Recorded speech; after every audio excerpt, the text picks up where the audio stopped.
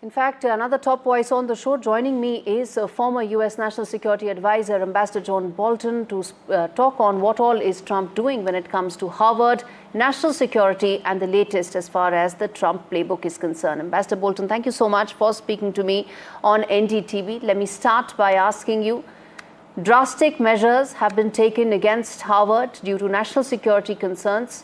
How do you read these measures and their import?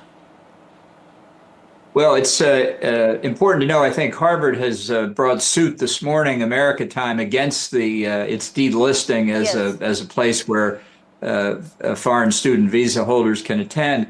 This got started with an administration effort to deal with failure of universities to take steps against anti-Semitism on their campuses and the dangers that Jewish students and others were facing. But to say it's gotten out of control would be an understatement. I'm a Yale graduate myself, so I'm not a fan of Harvard. But they're now trying to affect the entire university, having started out with a legitimate basis of concern about anti-Semitism and the civil rights violations that entailed, to something much broader. I think it's ultimately very harmful, certainly to Harvard, but I think to the United States as well. We benefit in the United States from having foreign students. I mean, there's some that are obviously problems, but that doesn't mean that the vast bulk of them are, or that this kind of step is warranted.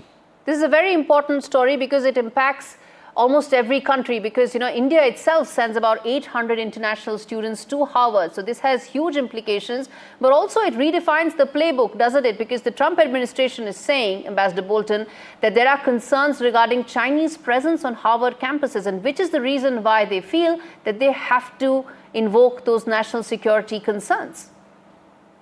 Well, this is a good example of overreaching by the administration. I'm worried when our adversaries are able to take advantage of the U.S. educational system, and if there are specific countries that are a problem, then we ought to take steps to solve that problem. For example, for many years, Iran sent graduate students in mathematics and physics to American universities, potentially now contributors to the Iranian nuclear weapons program. So there's certainly reason here to screen people when they ask for visas for the United States. Every country does that. We're no exception.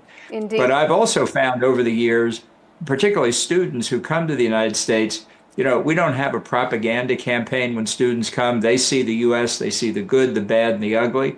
Nonetheless, most are convinced that we have a system that bears evidence. Right. So I would be very upset about a program that essentially kept more students out, kept more foreign students out, which is the direction the administration seems to be going. But the fact that there was the horrific killing of the two Israelis in Washington, D.C., they were embassy staffers, does that further the Trump government's argument about anti-Semitism being on the rise in America? Well, I think it's a terrible tragedy, and particularly coming in Washington concerns everybody, the families especially. The person arrested, who basically confessed on the scene that he had done it, appears to be an American citizen from Chicago, an extreme leftist, from what people can tell from his social media postings.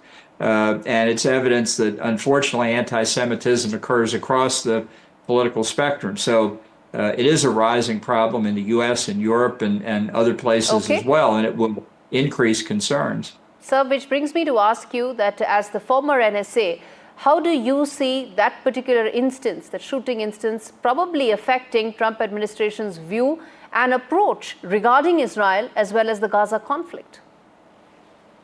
I think a lot will depend on whether the shooter was acting on his own, whether it was just ideological motivations. Did he have a network supporting him? Were there others involved? Were they foreign in some connection? But Americans generally are very sympathetic to Israel, very supportive of their efforts to escape terrorism. We were attacked on 9/11, as India has been attacked many times by terrorists. So I think this will move most Americans to say to more strongly support Israel.